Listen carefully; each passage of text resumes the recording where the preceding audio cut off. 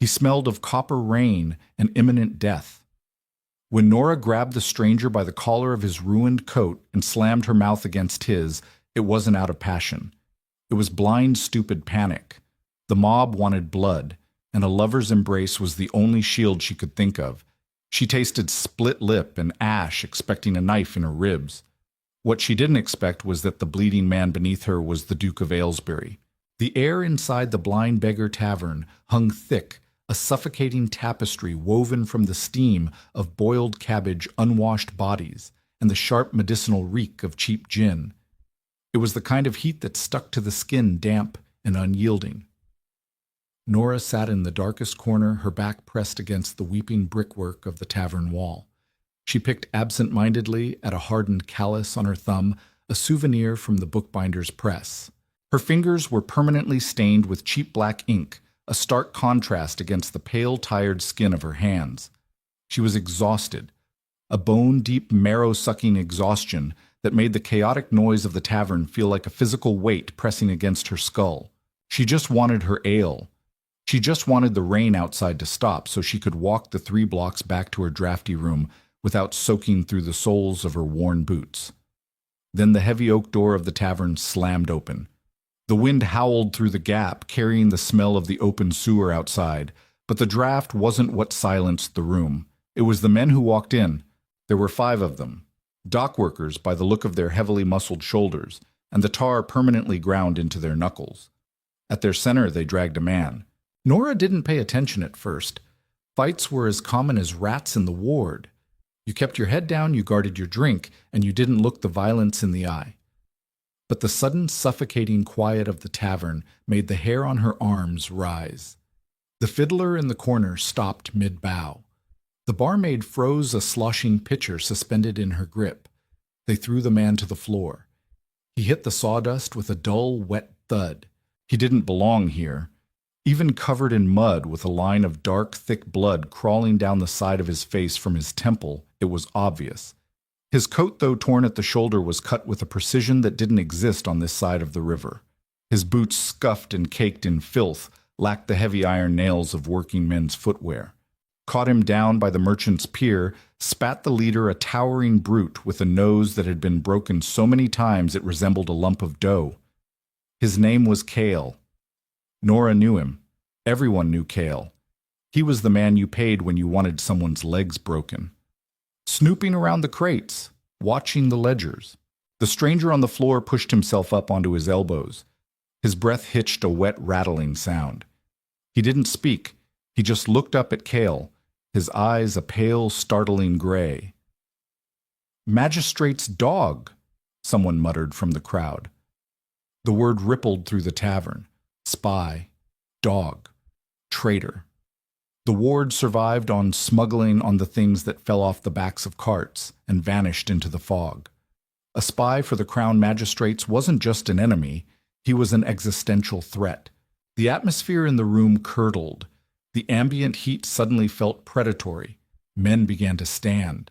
Stools scraped against the wooden floorboards, a harsh grating sound that made Nora's teeth ache.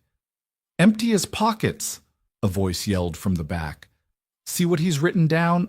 Cale drove the toe of his heavy boot into the man's ribs. The stranger grunted a sharp exhalation of air and curled inward. He still didn't scream. That was his first mistake. In the ward, you had to scream. You had to show fear, beg offer money, offer your dignity. Silence was an insult.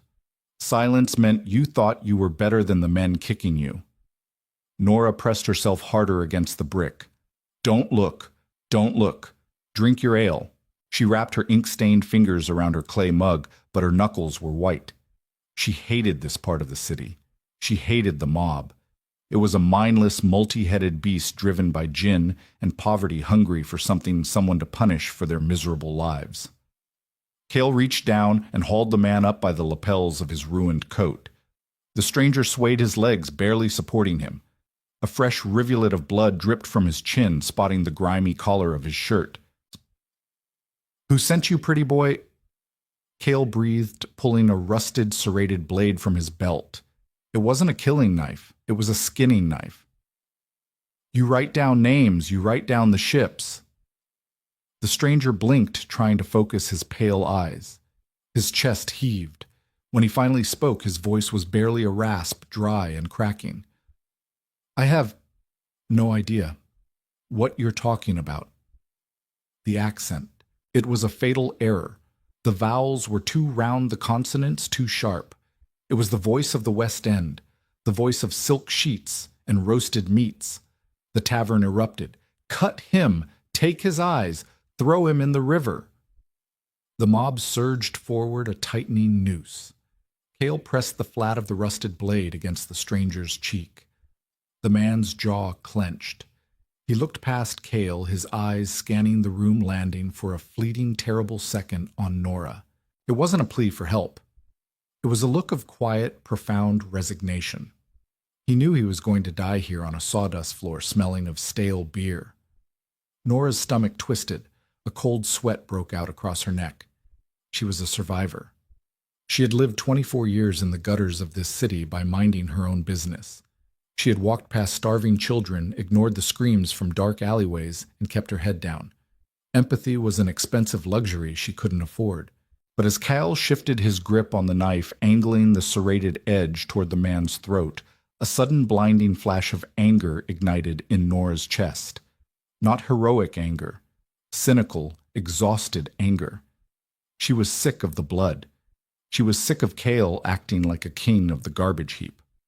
Before her brain could calculate the odds, before her sense of self-preservation could slam the brakes, her legs moved. She stood up. The stool clattered backward. Get your filthy hands off my husband. The silence that followed wasn't the shocked quiet of a theater. It was the heavy, dangerous silence of a predator interrupted during a kill. Cale stopped the blade, hovering an inch from the stranger's carotid artery. The mob turned to look at her. 50 pairs of eyes, bloodshot and suspicious, locked onto Nora. She felt a tremor start in her knees. She locked them, forcing herself to walk forward. Every step felt like wading through thick mud. The air was suffocating. What are you doing? Her mind screamed. You're going to die with him. She pushed past a burly man who smelled of rotten fish, her face set in a mask of furious indignation. Nora, Cale squinted at her, his brow furrowed in genuine confusion. What are you on about? This fancy sod is a magistrate's dog. He's not a magistrate's dog, you brain-dead ox. Nora snapped, injecting every ounce of venom she possessed into her voice. She stepped right up to Cale, ignoring the rusted knife. He's a lying, cheating, gambling piece of filth, and he's mine. The stranger was staring at her. Up close, he looked worse. His skin was gray, his breathing shallow. He smelled of rain, old wool, and the sharp metallic tang of his own blood. Look at his clothes, Nora. Cale growled, suspicious. He ain't from around here. I bought him that coat with the money he stole from my strong box. She lied, her voice rising to a shrill, hysterical pitch. He took my coin, dressed himself up like a lord, and spent 3 days in the opium dens while I'm slaving over the bindery press. She turned on the stranger. He was swaying, barely conscious, looking at her with a mixture of bewilderment and fading consciousness. If she hesitated, they were dead. If Cale saw the lie in her eyes, he would gut them both. She needed something visceral, something the mob couldn't question. Nora grabbed the lapels of his coat. The fabric was heavy, soaked through with dirty water. She yanked him downward, he was a good foot taller than her, and slammed her mouth against his. It was an awful kiss. There was no grace in it. Their teeth clashed hard enough to send a sharp jolt of pain up through her jaw. He tasted of dirt ash and the salty, warm iron of the blood trickling from his lip. She could feel the rigid tension in his shoulders, the sheer, startled shock of his body. He stiffened, trying to pull away instinctively, rejecting the assault. Nora dug her ink-stained fingers into his hair, gripping the back of his skull, forcing him to hold still. Kiss me back, you idiot, she thought, frantically pressing her body against his chest. She could feel his heart hammering a wild, erratic bird trapped against his ribs. For a terrible, agonizing second, he remained rigid. Then, perhaps realizing that the woman assaulting him was the only thing standing between him and a rusted knife, his body went slack. He let his weight rest against her, a heavy, exhausted surrender. He didn't kiss her back, not really, but he stopped fighting. Nora broke the kiss, breathless, her chest heaving. She wiped the back of her hand across her mouth, smearing his blood across her own chin. Before he could speak, before he could ruin it, she slapped him. The crack of her palm against his cheek echoed through the tavern. The stranger's head snapped to the side. He stumbled, catching himself on the edge of a table. "You bastard!" Nora shrieked, perfectly mimicking the unhinged rage of a betrayed woman. 3 days. 3 days I've been looking for you in this cesspit, and I find you getting gutted over a misunderstanding." She turned back to Cale, breathing hard, pointing a shaking finger at the mob boss. "He's a thief, Cale, but he's my thief. You kill him. You pay me the 2 pounds he stole from me. You got 2 pounds, or—" Cale lowered the knife slightly. The mob's energy was dissipating, confused by the sudden domestic drama. A magistrate's spy was a threat. A cheating, gambling husband caught by a furious wife was just evening entertainment. The danger hadn't entirely passed, but the bloodlust had been punctured. "He talks funny," a man in the back muttered, though with less conviction than before. "He's from the north. He's an idiot, and he thinks talking posh makes him a gentleman." Nora fired back, grabbing the stranger by the arm. His bicep was rock solid beneath the ruined wool. "I'm taking him home, and if he ever comes back to the blind beggar, you have my permission to drown him." She didn't wait for Cale to agree. She yanked the stranger's arm, throwing his weight over her shoulder. He groaned a low sound of genuine agony, but his legs moved. "Come on, you pathetic excuse for a man," she muttered loudly. Under her breath, pressing her face close to his ear, she hissed, "Walk, or I'll kill you myself." They hobbled toward the door. The crowd parted slowly, reluctantly. The smell of wet wool and aggression brushed against her shoulders as she hauled him through the gauntlet. Every step was a tightrope walk over an abyss. If he collapsed, if he spoke in that crystalline accent, the illusion would shatter. Cale watched them go. His dark eyes narrowed. "Keep your dog on a leash, Nora." "Go to hell, Cale." She threw over her shoulder, kicking the heavy oak door open with her boot. The cold night air hit them like a physical blow. The rain was coming down in sheets of freezing deluge that instantly soaked through Nora's thin shawl. She dragged him around the corner, out of sight of the tavern's dirty windows, slipping on the wet cobblestones. As soon as the shadows of the alleyway swallowed them, the stranger's knees buckled. The adrenaline that had kept him upright vanished. He collapsed, bringing Nora down with him, into the freezing muck of the alley. "Get up," Nora hissed, scrambling to her knees. Her dress was ruined, soaked in freezing puddle water and whatever offal the butchers had thrown out earlier that day. "You can't stop here. If they follow us—" The man didn't move. He lay on his side, one arm curled around his ribs. In the pale, watery light of a distant gas lamp, his face looked completely bloodless. "Hey." She shook his shoulder. "Hey." Nothing. Panic colder and sharper than the rain pierced her chest. She had just painted a target on her back for the worst men in the ward, and for what A corpse. She grabbed him by the lapels and hauled him into a sitting position against the damp brick wall. He was incredibly heavy. Beneath the layers of mud and wet wool, his frame was dense with muscle. She patted his face. His skin was ice cold. "Don't do this. Wake up," she demanded, her voice losing its edge, cracking with fear. She needed to check his wounds. If Cale had stabbed him before she intervened, he would bleed out before morning. She unbuttoned the ruined wool coat, her stiff, freezing fingers fumbling with the horn buttons. She pulled the heavy fabric aside. Her breath caught. Beneath the destroyed outer coat, his waistcoat was made of a dark, subtle brocade silk that practically shimmered even in the dim light. And his shirt. Nora was a bookbinder, but she spent her evenings mending clothes for the working girls of the ward. She knew fabric. She knew the rough bite of cheap cotton and the scratch of sheep's wool. The fabric beneath her fingers was stark white linen. It was so fine, so impossibly soft, it felt like water against her calloused fingertips. It was the kind of fabric that cost more per yard than Nora earned in a year. Her hands froze against his chest. She looked down. On his right hand, previously obscured by mud, a heavy gold ring glinted. It wasn't a cheap bauble. It bore an intricate crest, a rampant lion over a crossed sword set deep into a dark onyx stone.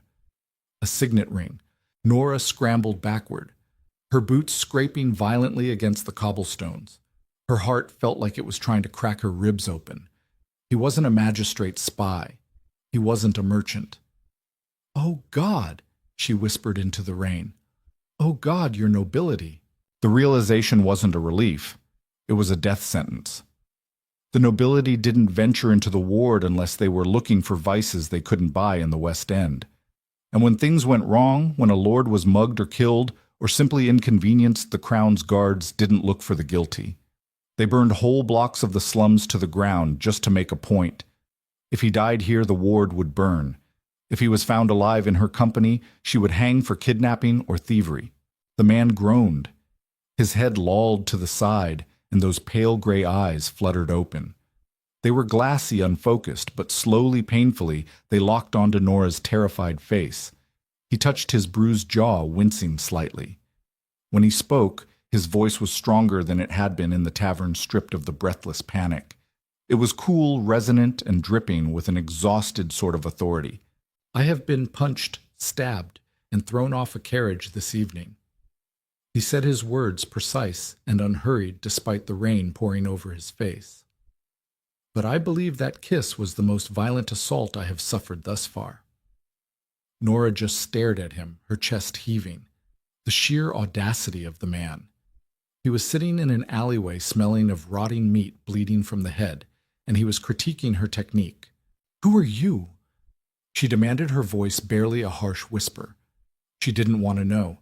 She desperately didn't want to know. He let his head fall back against the brick, closing his eyes as the rain washed the blood from his forehead. "My name is Arthur." "Arthur, what?" He opened one eye, looking at her with a strange, calculating stillness. He noted her ink-stained fingers, her soaked, threadbare dress, and the sheer terror radiating from her posture. He could lie. He probably should lie.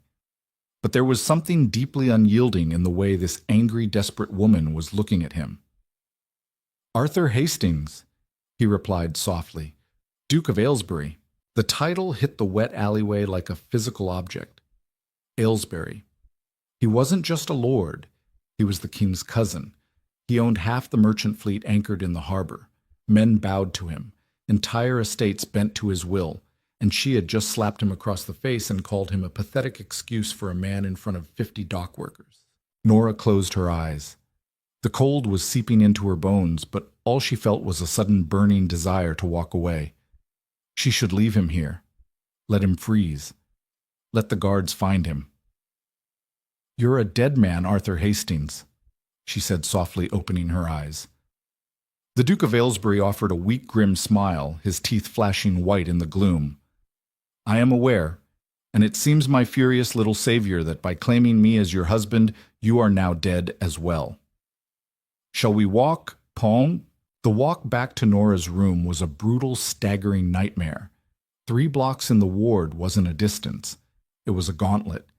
The rain had intensified into a freezing deluge, slicking the uneven cobblestones and turning the gutters into rushing rivers of filth. Every shadow looked like kale.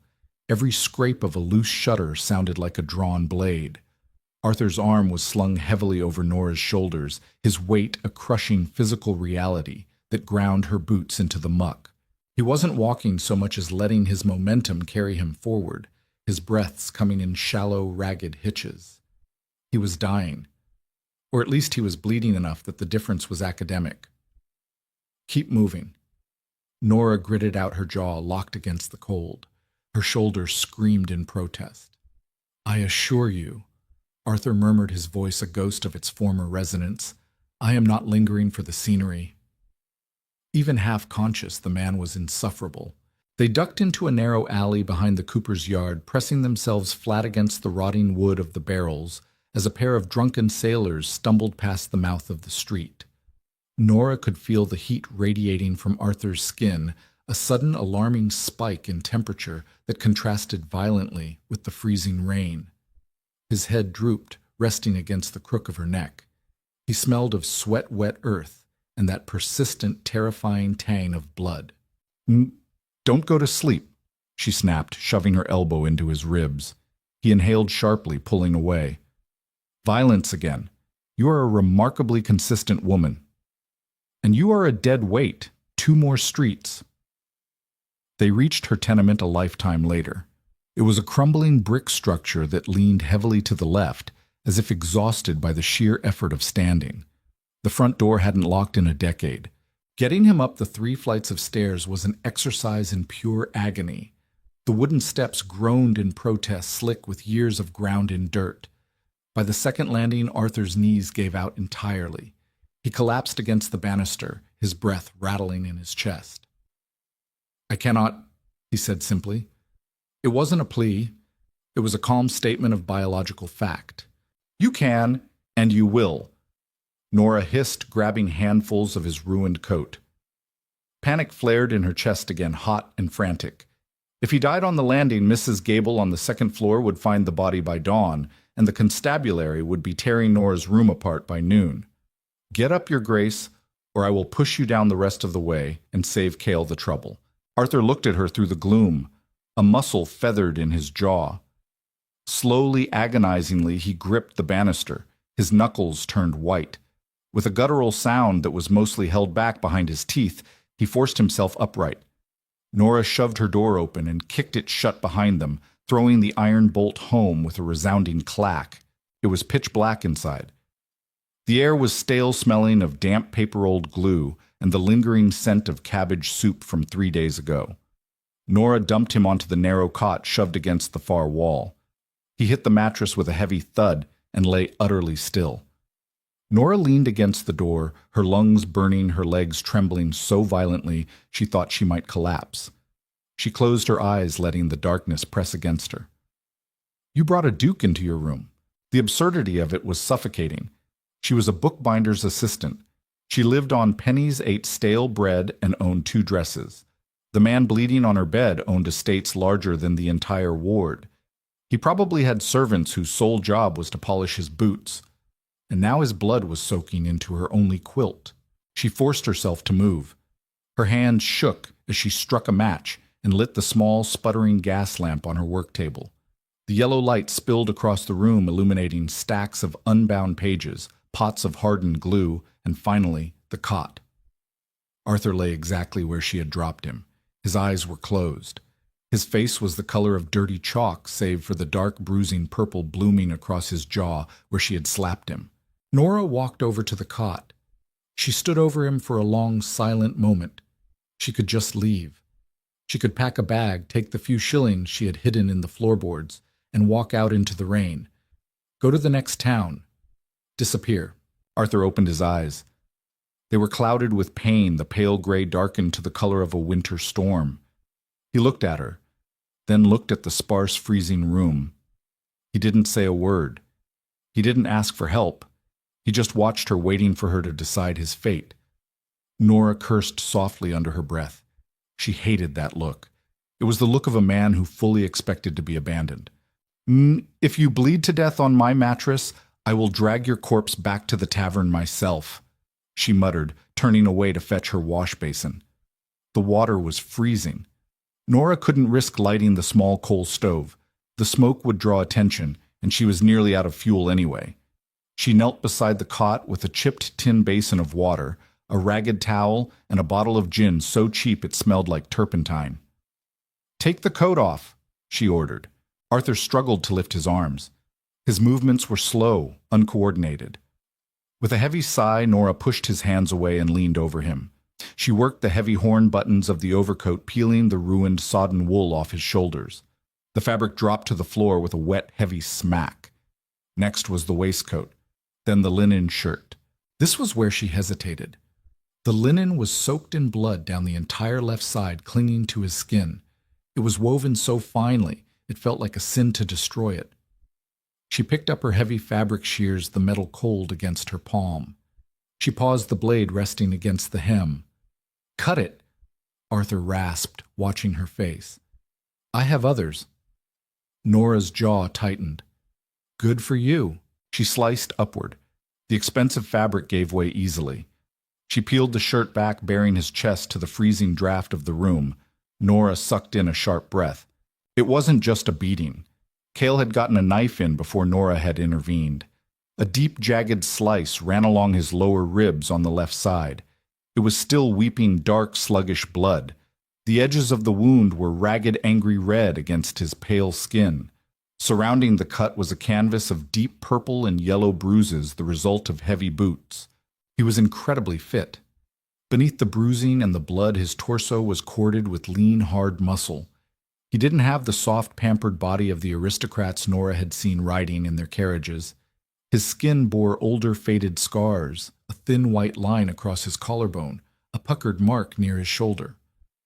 "You've been stabbed before." She noted, her voice flat, trying to hide the tremor in her hands. "Occupational hazard," he whispered. "You're a duke.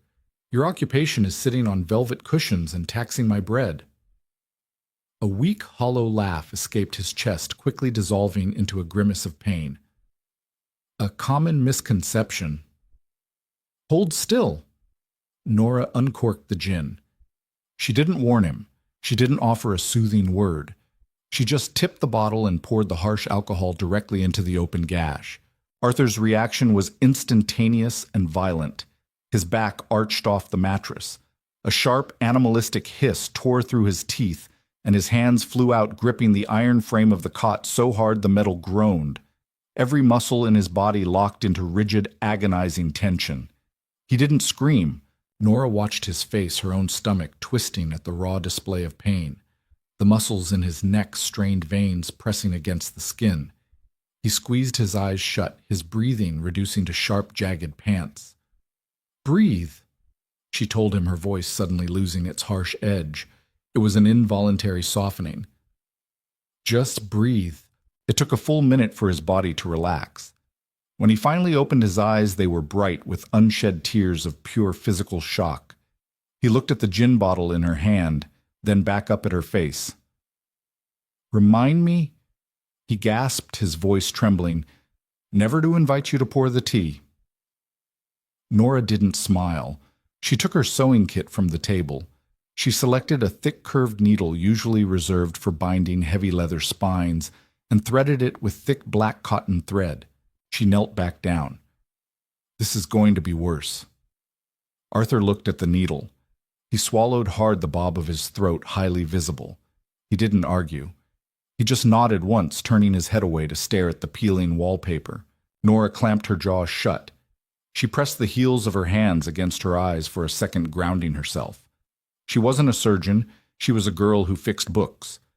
But flesh was just a different kind of binding. "Keep the tension even. Don't pull too hard, or the material tears." She pierced the skin. Arthur flinched violently. A low, wretched groan vibrated in his chest. Nora's ink-stained fingers slipped on the blood, but she forced her grip to hold. She pulled the thick black thread through, tying off the first knot. "One," she whispered. She went in again. He bit down on his own lip, fresh blood welling up where she had hit him earlier. His body was a tight wire of agony beneath her hands. The intimacy of the act was suffocating. She was practically straddling his hip to get the right angle, her face inches from his chest. She could smell the gin, the copper of his blood, and the distinct clean scent of expensive soap that stubbornly clung to his skin beneath the grime. She could feel the erratic, terrifying race of his heart under her knuckles. "Who sent you down here?" she asked softly, trying to distract him as she pushed the needle through for the fourth time. "I was looking for a ledger." He grunted, his fingers digging into the mattress, ticking. "A ledger. You got gutted for a book." "A book with the names of men who are importing untaxed rifles." He gasped as she pulled the thread tight. "And storing them in the ward." Nora paused. The needle hovered above his flesh. Rifles. Smuggling silk or brandy was one thing. Smuggling weapons was treason. The Crown would execute anyone even adjacent to it. And Cale had it. "Cale? Guards it." Arthur turned his head to look at her. His face was inches from hers.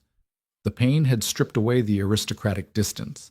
He looked entirely human, entirely desperate. Someone in the House of Lords is paying him. Nora finished the final stitch in silence. She tied the black thread off and snipped it with her teeth. She grabbed the ragged towel and wiped the excess blood from his ribs, her movements mechanical, detached. She had thought she was saving a man from a drunken mob. Instead, she had just inserted herself into a treasonous conspiracy involving the highest lords in the land and the most dangerous men in the slums. She tossed the bloody towel into the basin. "You're sleeping on the floor tomorrow," she said coldly. Dawn arrived not with sunlight, but with a gradual, miserable graying of the dirty window pane. The rain had stopped leaving behind a heavy, dripping silence that was soon broken by the inevitable sounds of the ward waking up. The rattle of a rag-and-bone cart over the cobblestones, the distant, shrill argument of fishwives. Nora sat perfectly still in the hard wooden chair at her work table, her knees pulled up to her chest. She hadn't slept a wink. Her eyes were fixed on the cot. Arthur had succumbed to the fever around 3 in the morning. The stoicism he had clung to during the sewing had vanished, replaced by the ugly thrashing reality of infection and blood loss. He had tossed his head side to side, muttering fragments of sentences in a language Nora recognized as French but couldn't understand. She had spent the night pressing a damp cloth to his forehead, fighting a rising tide of panic. If he died, what would she do with the body? She couldn't carry him down the stairs. She couldn't burn him. But as the gray light filled the room, the thrashing stopped. His breathing evened out, deepening into a rhythm that sounded more like sleep than unconsciousness. Nora slowly lowered her legs. Her joints popped stiff from the cold. She walked over to the cot. The heavy black stitches stood out starkly against his pale skin, a crude, ugly line of violence. The swelling around his jaw had worsened, turning his aristocratic features asymmetrical and brutal. Yet beneath the grime and the injuries, he still looked like he belonged on a coin, not a blood-stained mattress in the slums. He stirred. A long, shuddering sigh escaped his lips. His eyelashes fluttered, and slowly the pale gray eyes opened. They were remarkably clear. The fever had broken. He stared at the ceiling for a long moment, mapping the water stains and peeling plaster. Then he turned his head and found Nora standing over him, her arms crossed tightly over her chest. "You didn't turn me in," he noted, his voice weak but perfectly lucid. "I considered it," Nora replied flatly. "But Cale saw my face. If I walked into a constabulary station to turn you over, the guards would arrest me for theft and Cale's men would burn my building down before nightfall." Arthur slowly pushed himself up into a sitting position. He winced sharply, his hand going to his ribs. He looked down at the black, heavy thread holding his flesh together. "Leather-binding thread," he observed. "It's what I had. It won't snap. It is durable." He looked up at her. "You have my profound thanks, Nora."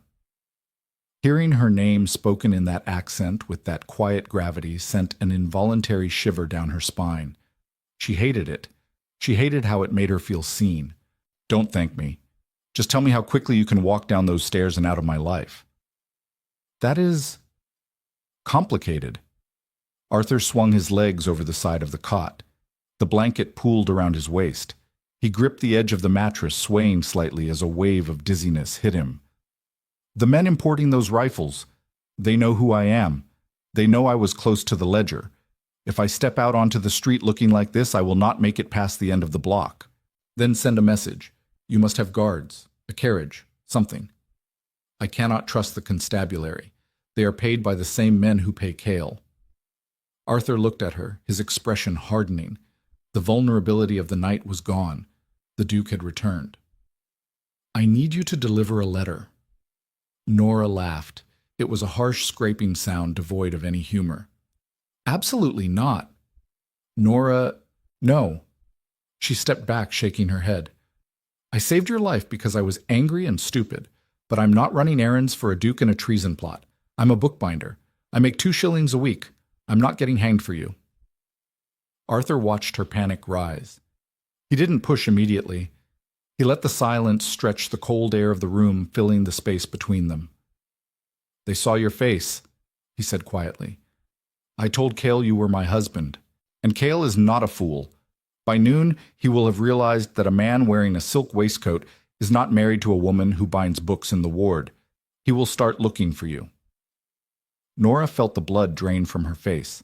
She knew he was right. Cale wasn't an idiot. He was just slow. The lie had bought them hours, not days. I can hide, she whispered, though she knew it was a lie. There was no hiding from Cale in the ward. You can run, Arthur corrected gently. But how far will you get on 2 shillings a week, and what happens when the men funding Cale realize a slum girl can identify their enforcer? He stood up. The effort cost him dearly.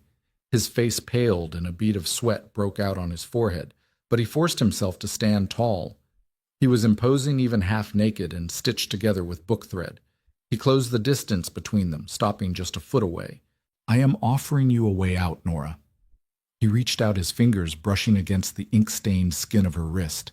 The touch was agonizingly gentle. Deliver 1 letter to my estate in the West End. Bring my men here, and I swear to you on my title on my life, you will never want for a shilling, a warm fire, or a safe room again. Nora stared at his hand on her wrist. The warmth of his skin contrasted sharply with the freezing air. It was a devil's bargain. If she walked out that door with a letter for the Duke of Aylesbury, she was crossing a line she could never uncross. She would cease to be a ghost in the slums. She would become a player in a game she didn't understand. But as she looked up into his pale, unyielding eyes, she realized the truth. She had already crossed the line the moment she kissed him. Who do I take the letter to? She asked, her voice cracking. Arthur's lips curved into a faint, dangerous smile. My brother, the man who ordered Cale to kill me. The parchment was folded twice sealed, not with the Duke's crested signet, but with a cheap dollop of brittle red wax Nora used to bind invoices. She had shoved it deep into her bodice, right against her skin. With every step she took away from the ward and toward the West End, the stiff edges of the paper dug into her sternum. It was a physical, scratchy reminder of the noose she was willingly slipping around her own neck. The transition between the 2 halves of the city wasn't a sudden line. It was a slow, agonizing gradient of wealth. Nora felt it in the soles of her worn boots.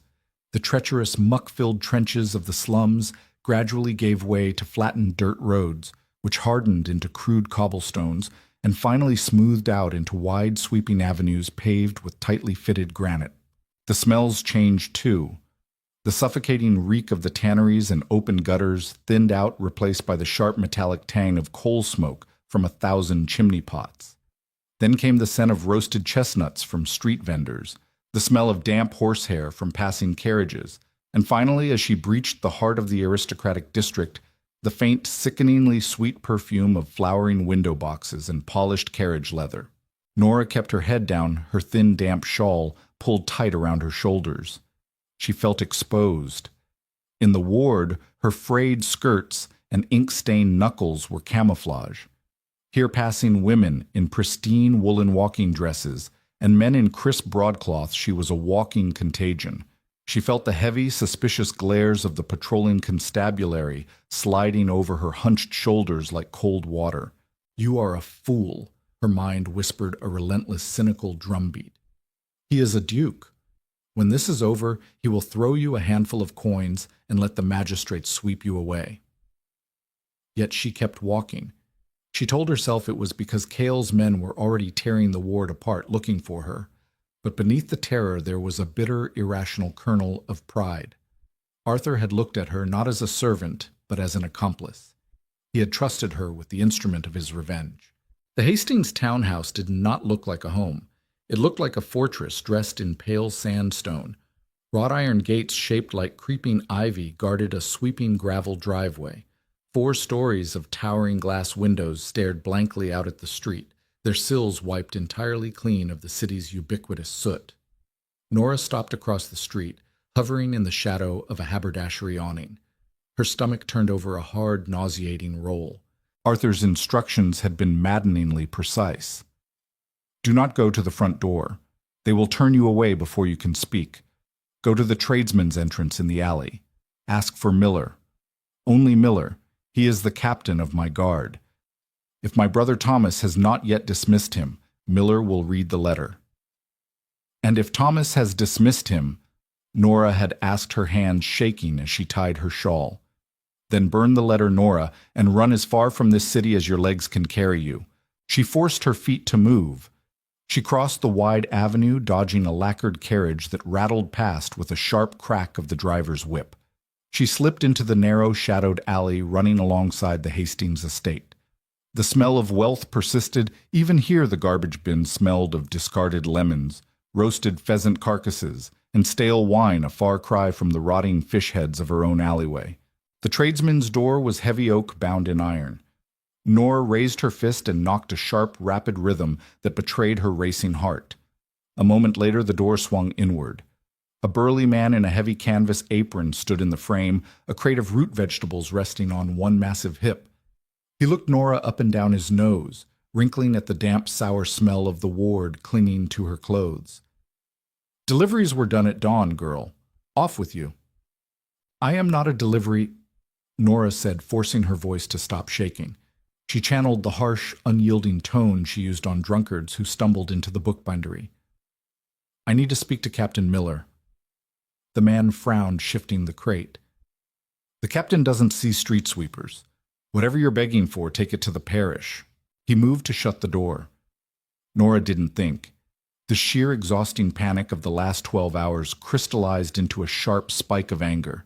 She slammed the flat of her boot against the heavy oak door, jarring the man's shoulder and stopping the wood from closing. "I am not begging," she hissed, stepping into the doorway, her face inches from his.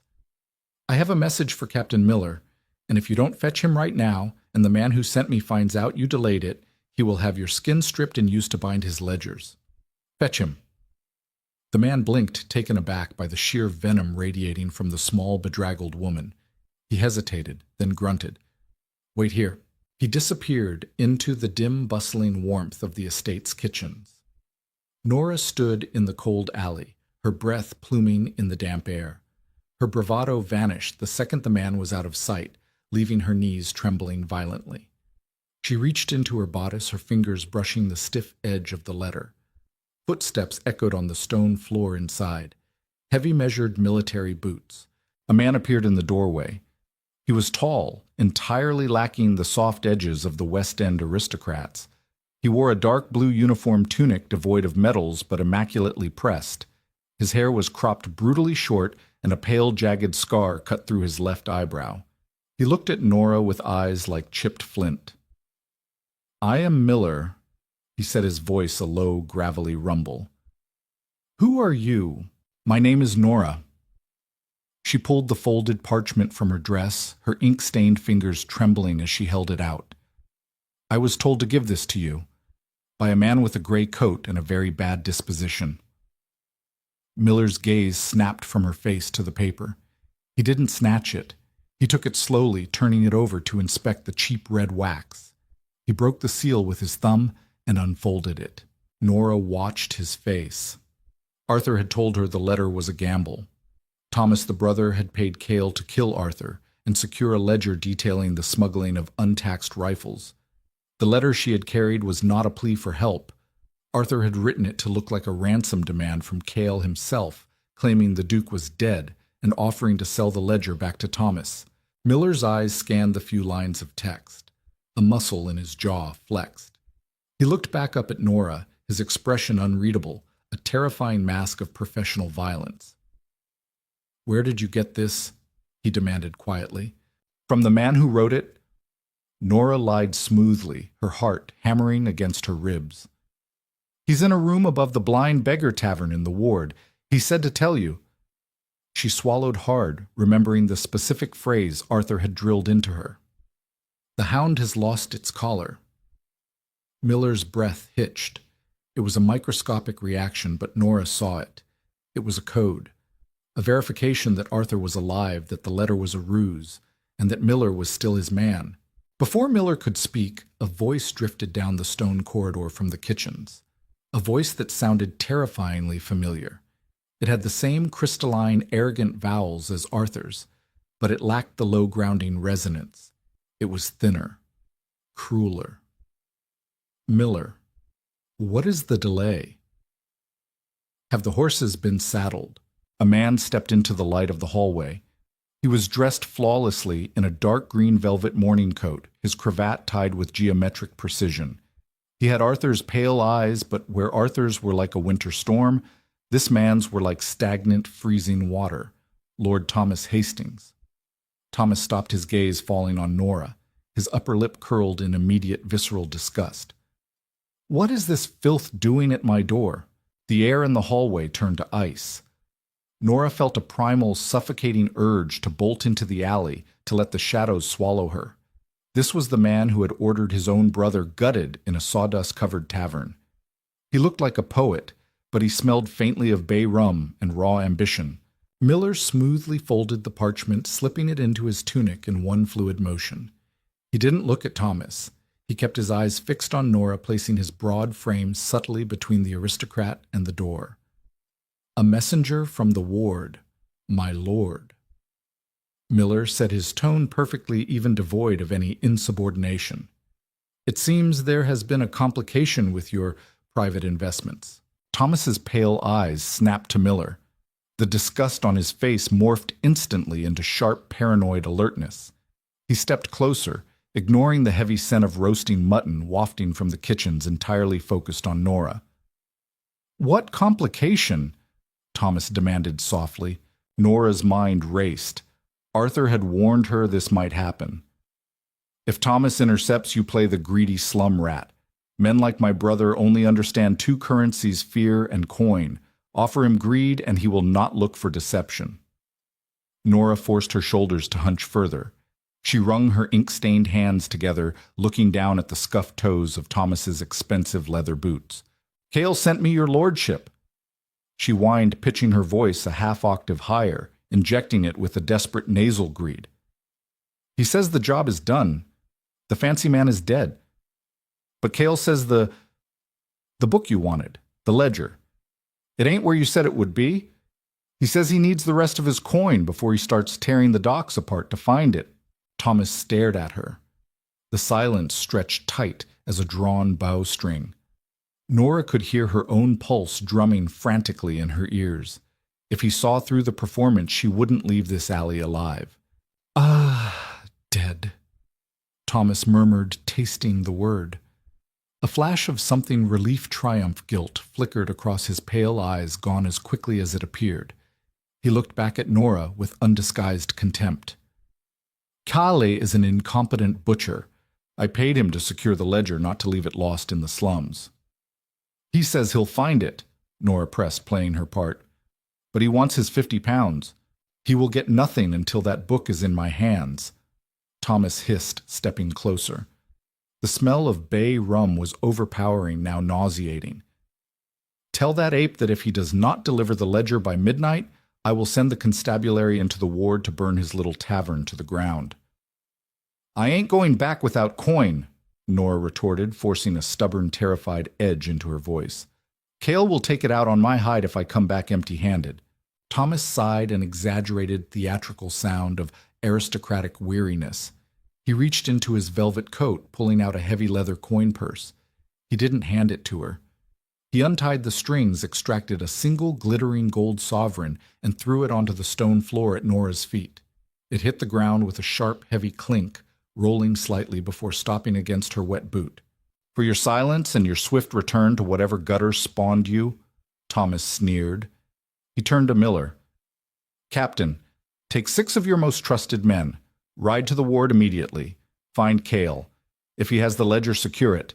If he doesn't, secure the area until he finds it. I want no loose ends. Miller bowed his head a fraction of an inch. Yes, my lord. And Miller. Thomas paused, looking back over his shoulder. His pale eyes were dead. Make sure my brother's body is disposed of quietly. The river will do. Nora's stomach clenched. The casual, administrative way he ordered the disposal of his own flesh and blood was chilling. It wasn't an act of passion. It was bookkeeping. Thomas turned and walked back down the corridor, his velvet coat swishing softly against his immaculate trousers. Nora stood frozen, staring at the gold coin on the floor. It was more money than she made in a month. It felt like a trap, radioactive and cursed. Miller moved. He stepped forward, his heavy boot pinning the gold coin to the stone floor. He looked down at Nora, the hard, flinty mask slipping just enough to reveal a burning, focused rage underneath. "He is alive," Miller whispered, his voice barely audible over the clatter of the distant kitchens. Nora looked up into the captain's eyes.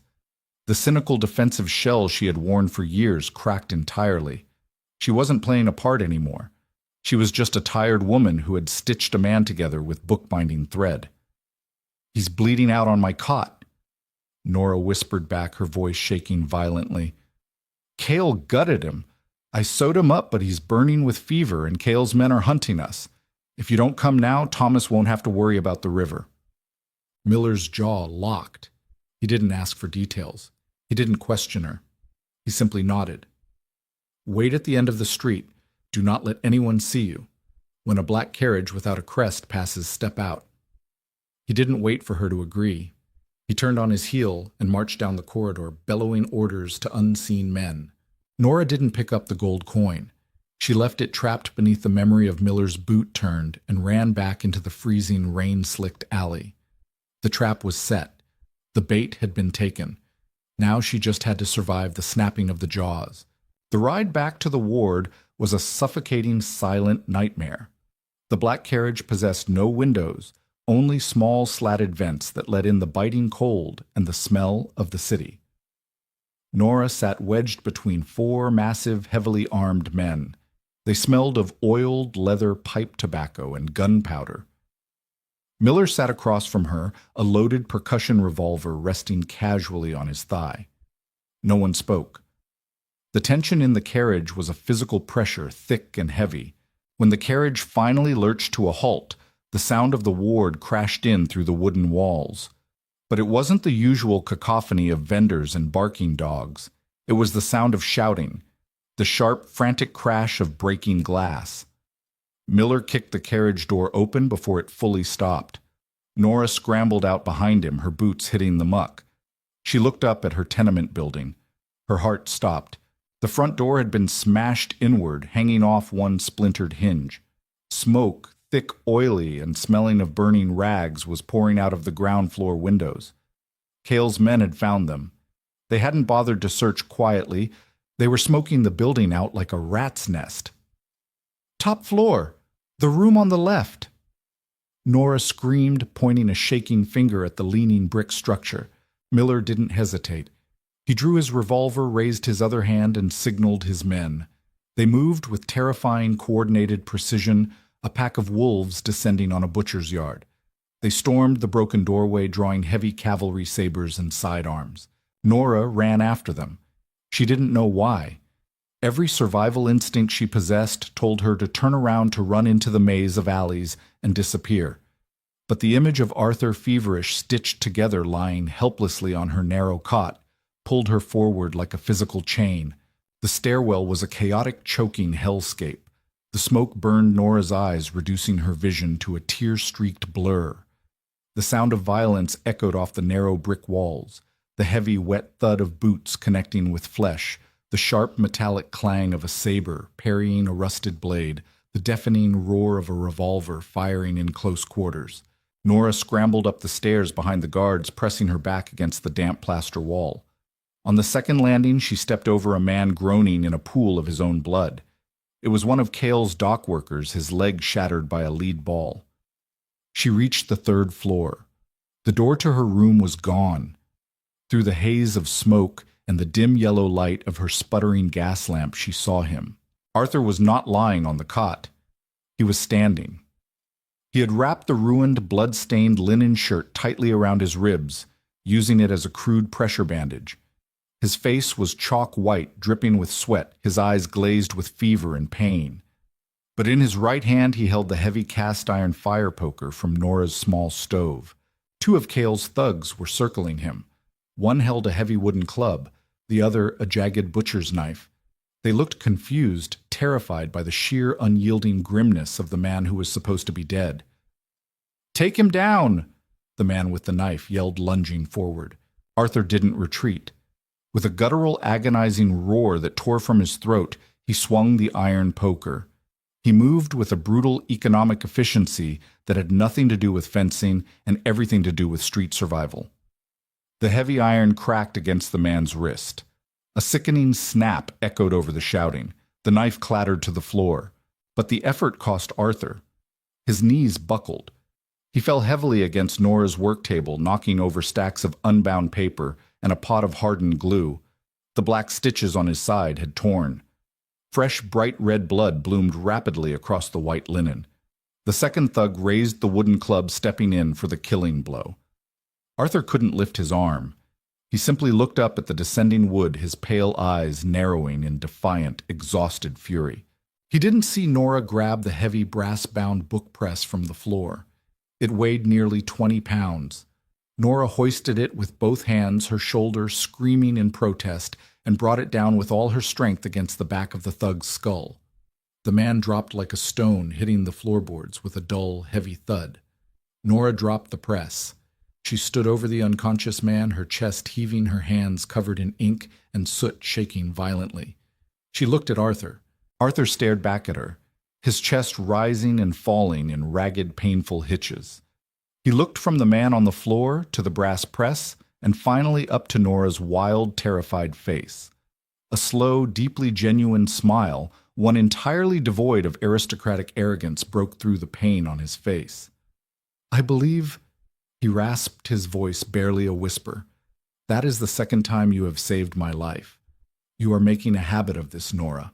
Before she could respond, Miller burst into the room, followed by two of his guards. They swept the room in seconds, securing the downed men. Miller saw Arthur leaning against the table, bleeding heavily. The captain holstered his weapon, stepping forward, and immediately taking the Duke's weight onto his own shoulder. "Your Grace," Miller said, his voice thick with emotion he refused to show. "The street is secure. We have a carriage waiting." Arthur nodded weakly. He looked around the ruined room. The cot was destroyed. Her papers were scattered, soaked in blood and water. The life she had scraped together penny by penny was gone, collateral damage in a war of lords. "Take her!" Arthur commanded, his grip on Miller's tunic tightening. He looked at Nora, his pale eyes burning with a sudden fierce intensity. "She comes with us." "I don't belong in the West End," Nora said, her voice cracking. The adrenaline was fading, leaving behind a cold, crushing exhaustion. "I am a bookbinder. I am nobody." Arthur pushed himself off Miller's shoulder, standing upright through sheer, impossible force of will. He crossed the small space between them, swaying slightly. He reached out, ignoring his own blood, and took her ink-stained face in both his hands. His thumbs brushed the soot from her cheekbones. The touch was grounding, heavy, and startlingly warm. "You are the woman who stood between a mob and a dying man," Arthur said, his voice dropping low, resonating in the quiet of the ruined room. "You are the woman who stitched me together with leather thread and walked into a lion's den with nothing but a folded piece of paper. You are not nobody, Nora, and you are never returning to this room." He didn't wait for her to argue. He didn't offer her a velvet-draped fairy tale. He offered her survival wrapped in the iron grip of a man who finally understood exactly what she was worth. Arthur's eyes fluttered, the fever finally winning the battle. He collapsed forward. Nora caught him. She wrapped her arms around his waist, her face pressing into his shoulder, smelling the blood, the smoke, and the deep, enduring scent of the man beneath the title. She looked up at Miller, her own eyes hardening into a reflection of the captain's flinty resolve. "Help me carry him," she said. They walked out of the smoking tenement, leaving the ash and the ruins behind. Nora didn't look back. She stepped into the black carriage, pulling the bleeding Duke into the darkness with her. She didn't know what the West End held for a girl with ink on her hands, but as Arthur's heavy head rested against her shoulder, she knew one thing for certain: she was done hiding in the shadows. Nora thought saving a bleeding stranger in a sawdust-covered tavern was the most dangerous thing she could do. She was wrong. Surviving the violent mob of the ward was easy compared to surviving the velvet-draped snake pit of high society. She walked out of the slums with nothing but ink-stained fingers and a half-dead Duke, but the real war for her survival, and her heart is just beginning. If you want to see how Nora navigates the deadly politics of the West End and turns a fake marriage into a terrifyingly real empire, hit that like button, share this video, and subscribe. The next chapter drops soon.